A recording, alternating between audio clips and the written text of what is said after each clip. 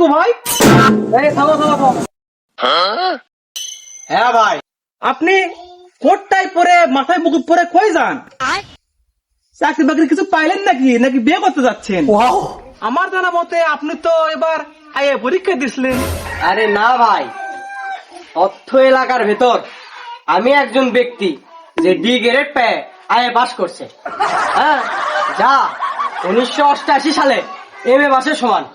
তাই band party নিয়ে সবাইকে মিষ্টিমুখ করা। এই মিষ্টিটা দাও তো, ভাইকে একটু মিষ্টিমুখ করা। হ্যাঁ ভাই দেন।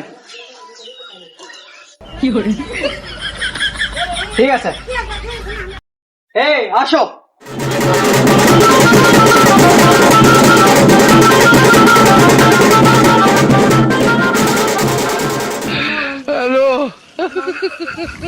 এ আমি কি শুনলাম?